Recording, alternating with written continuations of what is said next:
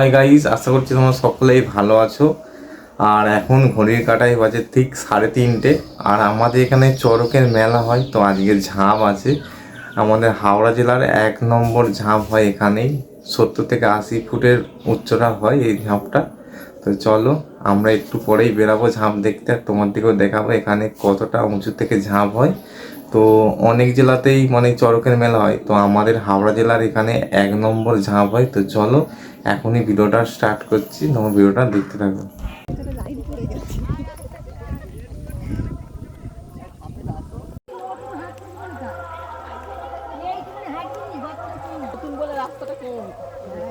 বেশি লাগছে।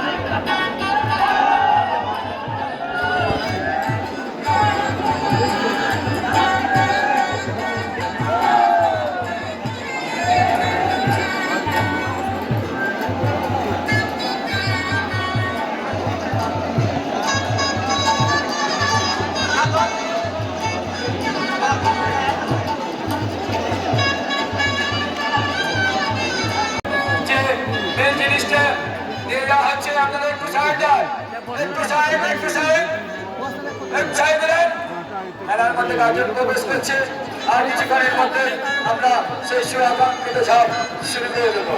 সে মায়ের সন্তান মায়ের করে ফিরে আসবে।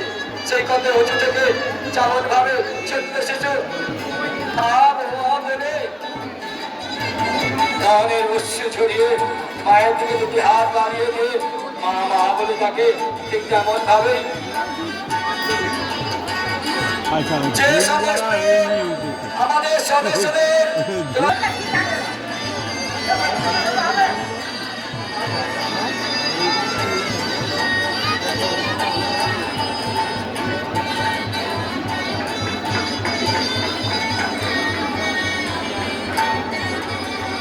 প্রতি বছরের ন্যায় আমরা প্রশাসনের সাহায্য নিয়ে থাকি। তাই আমরা আছি, অযথা তো বিশৃঙ্খলা সৃষ্টি করার চেষ্টা করবেন না। এবং আমরা জনকে আমরা সাহায্য নিয়েছি। আমরা জানি এখনো ভারতবর্ষে ঘুরিতে ঘুরিতে হয়তো আমরা এই মায়ের স্মৃতি কথা, হয়তো আমরা এই মায়ের ঐতিহাসিক কথা আমরা ছড়িয়ে পারিনি। তাই এই মায়ের স্মৃতি কথা যাতে ছড়িয়ে দিতে পারি সৃষ্টি হয়েছে।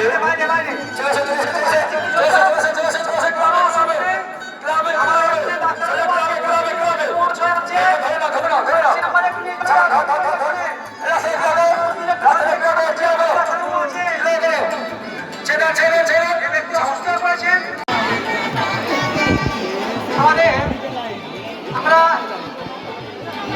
এবছর আমরা সারা ভারতবর্ষের বুকে এখনো অনেক গলিতে গলিতে আমাদের মায়ের স্মৃতি কথা, আমাদের মায়ের ঐতিহাসিক কথা আমরা এখনো ছড়িয়ে দিতে পারিনি। তাই আমরা এই বছর আমরা ড্রোনকে আমরা সাহায্য নিয়েছি।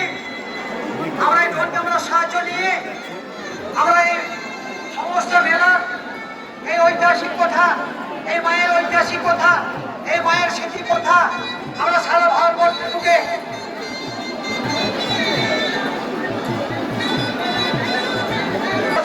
আমরা সারা ভারতবর্ষের বুকে আমরা ছড়িয়ে দিতে পারি। তাই আমরা এবছর ড্রোন ক্যামেরার সাহায্য নিয়ে আমরা সারা ভারতবর্ষে প্রথম যিনি ঝাঁপ দিতে যাচ্ছেন গৌতম ভূঁইয়া, উনি মায়ের চরণে প্রণাম জানিয়ে গুটি গুটি পায়ে মেদো মেদো পায়ে উনি পৌঁছে যাচ্ছেন উনি ওনার গন্তব্যস্থলে। প্রথম যিনি ঝাঁপ দিতে যাচ্ছেন ওনার নাম গৌতম ভূঁইয়া। মায়ের চরণ ধুলি মাথায় নিয়ে গুটি গুটি পায়ে মেদো মেদো পায়ে উনি চলেছেন ওনার গন্তব্যস্থলে। শুরু করো। আমাদের প্রথম ছাপ, সেই প্রথম বিখ্যাত ছাপ, যে ছাপ দেখার জন্য সারা ভারতবর্ষের বুক থেকে মানুষ পাগলের ন্যায় ছুটে আসে। ঠাকুর মার মুখে শোনা কথা, দাদুর মুখে শোনা কথা, সেই ঐতিহাসিক গল্প মনে করে তারা ছুটে এসেছে। আমাদের প্রথম ঝাঁপ সেই মায়ের সন্তান গৌতম হয়ে হয়ে আমাদের প্রথম ঝাঁপ তিনি দেবেন, তাকে আমরা দেখতে পাবো বা দেখতে পাচ্ছি। তিনি বলেছেন প্রথম ঝাঁপ গৌতম হয়ে, আমাদের প্রথম ঝাঁপ গৌতম হয়ে। আমাদের ঠাকুরমার মুখে শুনেছি, দাদুর মুখে শুনেছি, মায়ের মুখে শুনেছি, বাবার মুখে শুনেছি সেই ঐতিহাসিক গল্প। এই যে গল্প নয়, এই যে সত্যিকারের বাস্তবে সত্যি, সেই বাস্তবে রূপটার জন্য বহু সন্তান তারা ছুটে এসেছে, পাগলের ন্যায় ছুটে এসেছে। অনেকে অসুস্থ হয়ে পড়েছে, তবু তারা তাদের সুস্থ হয়ে তাদের মনের জীবনে অনেক আনন্দে তারা এসেছে এখানে। সেই গৌতম হয়ে ছোট্ট ছোট্ট পায়ে চলতে চলতে তিনি পৌঁছে গেছেন সেই চাঁদের পাহাড়। তাই আমরা মায়ের কাছে এক মনে এক আয় মনোবাক্যে আমরা প্রার্থনা করি, মায়ের সেই অমর সন্তান মায়ের কাছে যেন ফিরে আসে সেই গৌতম হয়ে। মা, সেই জন্যই তো আমরা এই তোমার লীলা, এই তোমার খেলা দেখার জন্য আমরা আজকে পাগলের ন্যায় ছুটে এসেছি। বহু দূর দূরান্ত থেকে এই ঝাঁপ দেখার জন্য আজ আমরা এসেছি।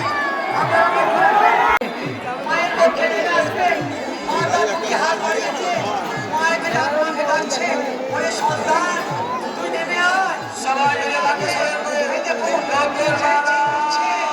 তাকে নামা করে এই দেখো গৌতম বলে একটু জায়গাগুলো সাইড করে দেবেন, একটু জায়গাগুলো সাইড করে দেবেন। আমরা ঠাকুরের মুখে শোনা কথা, এই যে গল্প নয়, এই যে বাস্তব সত্যি। দ্বিতীয় ধাপ দিতে যাচ্ছেন, দ্বিতীয় ধাপ দিতে যাচ্ছেন তাপস দে। মানে মায়ের চরণ ধুলে মাথায় নিয়ে কোটি কোটি মায়ের মেদে মেদে পায়ে উনি পৌঁছে যাচ্ছেন ওনার গন্তব্যস্থলে। ওনার নাম তাপস দে। মানে মায়ের চরণ ধুলে মাথায় নিয়ে কোটি কোটি পায়ে মেদে মেদে পায়ে উনি পৌঁছে যাচ্ছেন ওনার গন্তব্যস্থলে। ওনার নাম তাপস দে। এটা কিছুক্ষণ আগে তুমি চির উড়ে যেতে দেখেছি, সেই তুমি চির কিন্তু উঠছে এখনো। আমরা বহুদিন আগে শুনেছিলাম এই মায়ের মুখে ঠাকুরমার মুখে গল্প নাকি ঠাকুরের যখন ঝাঁপ হয় নাকি চির উড়ে। হ্যাঁ, একটু আগে কিন্তু চির উড়েছিল, এখনো কিছুটা ঘুরে আমরা লক্ষ্য রাখবেন কিন্তু চির উঠছে।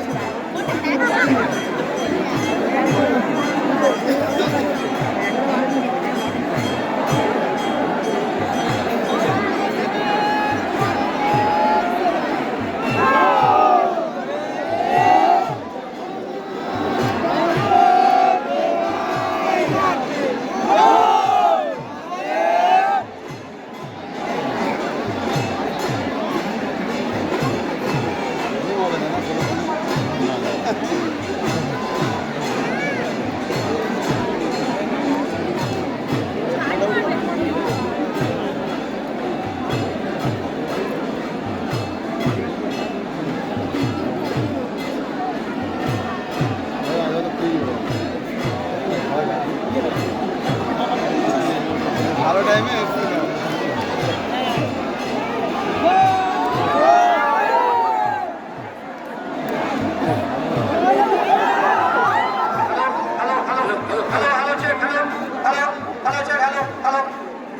একটু আগে আমি নয়না কিরম দৃশ্য আমরা দেখলাম।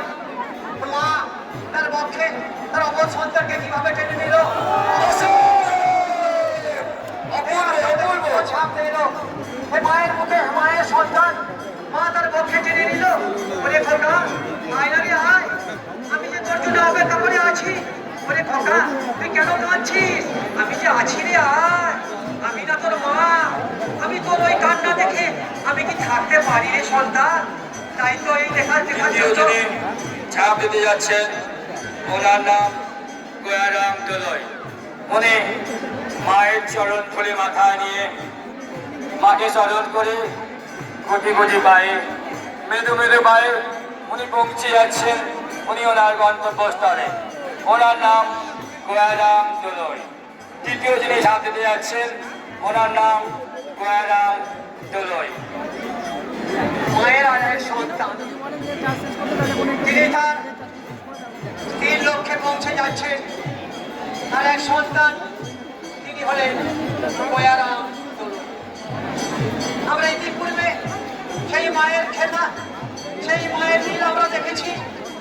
মা কিভাবে তার দুটি হস্ত বাড়িয়ে দিয়ে তার অমর সন্তানকে টেনে নিয়ে বলছে, ওরে খোকা।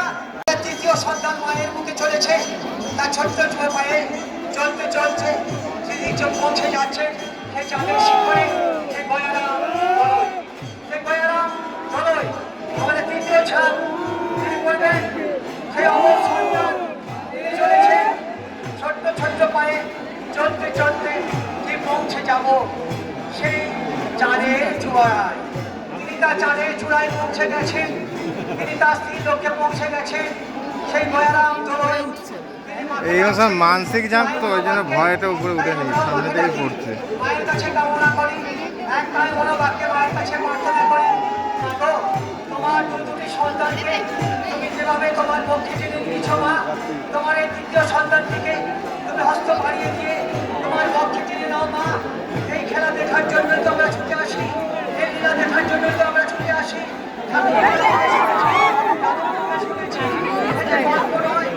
সত্যিকারের বাস্তব, তাই তো রতনপুরের মেলায় আমরা ছুটে আসি।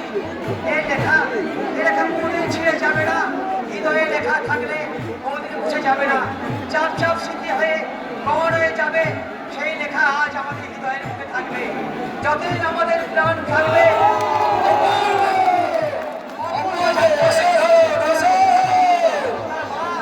তার অবর সন্তানকে টেনে টেনে তার দুটি বক্ষ বাড়িয়ে দিয়ে এই তো মাত্র যাবে গয়ারাম দোলই।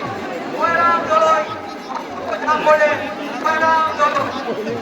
চতুর্থ যিনি ঝাঁপ দিতে যাচ্ছেন ওনার নাম বিকাশ নে। উনি মায়ের চরণ ধরে মাথায় নিয়ে গুটি গুটি পায়ে মৃদু মৃদু পায়ে উনি ওনার গন্তব্যস্থলে পৌঁছে যাচ্ছেন। ওনার নাম বিকাশ নে। চতুর্থ ঝাঁপ যিনি দিতে যাচ্ছেন ওনার নাম বিকাশ নে। তাই বুঝতে পারছেন কেন আমরা বললাম আমরা সাহায্য নিতে চলেছি, নিয়েছি। সারা ভারতবর্ষের বুকে নয়, সারা পৃথিবীর বুকে, যাতে এই মায়ের স্মৃতি কথা, যাতে মায়ের ঐতিহাসিক কথা আমরা বলিতে বলিতে ছড়িয়ে দিতে পারি।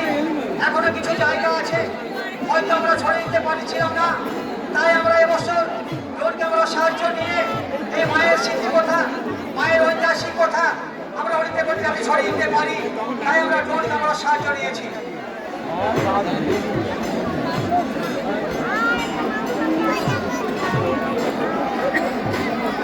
চতুর্থ ঝাঁপ আমরা এর আগে দেখেছি, তিনটে সন্তান তার মায়ের পক্ষ বাড়িয়ে দিয়েছে, মায়ের হস্ত দুটি বাড়িয়ে দিয়েছে, মা ডাকছে, মাকে আমরা এক পায়ে বড় বাক্যে প্রার্থনা করছি, তোমার এই চতুর্থ সন্তানটিকে তুমি নিয়ে নাও মা।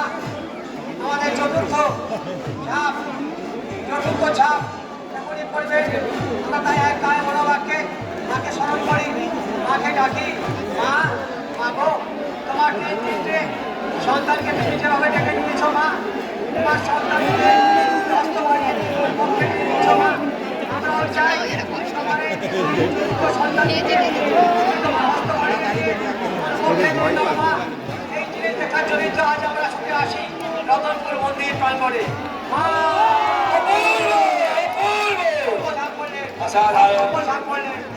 এই মাত্র আমার চতুর্থ ঝাঁপ পরিবেশন হলো। পঞ্চম ঝাঁপ যিনি দিতে যাচ্ছেন ওনার নাম সমীর চক্রবর্তী। সমস্ত সদস্য ভাইরা আমরা অনুরোধ করছি তোমরা তোমাদের সাইকেল স্ট্যান্ডে পৌঁছে যাও, আমাদের আর একটি ঝাঁপ বাকি আছে, তাই তোমাদের অনুরোধ করছি তোমরা তোমাদের সাইকেল স্ট্যান্ডে পৌঁছে যাও। আমাদের পঞ্চম ঝাঁপ যিনি দিতে যাচ্ছেন ওনার নাম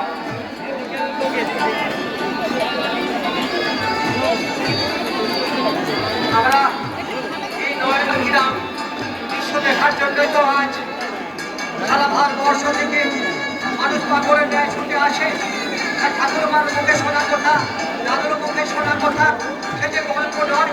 দাদু বলতো ওরে এই রতনপুরের মায়ের ছাপ সে কত উঁচু থেকে আমরা দেখেছি।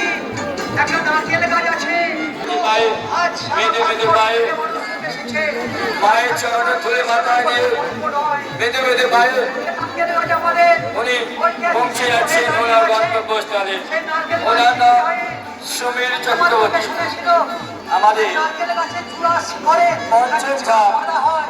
আমাদের পঞ্চম ধাপ, আমাদের পঞ্চম ধাপ তিনি দিতে যাচ্ছেন।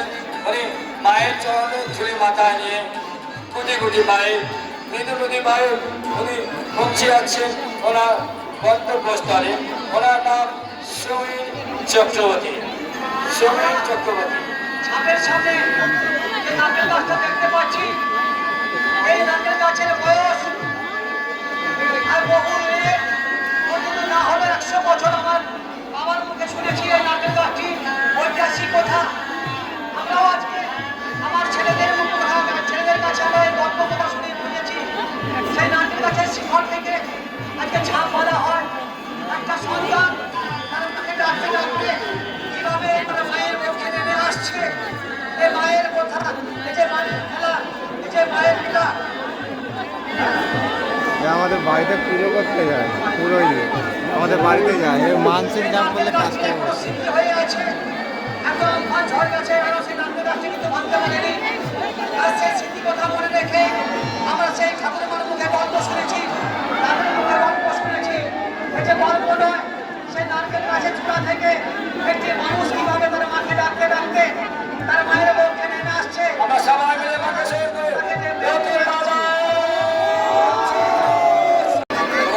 মাতৃভাষায় আপনাকে আমাদের তরফ থেকে অনেক অভিনন্দন জানাই ও ধন্যবাদ জানাই। দীপালি দাস ওনার বাড়ির সংসারের উন্নতির জন্য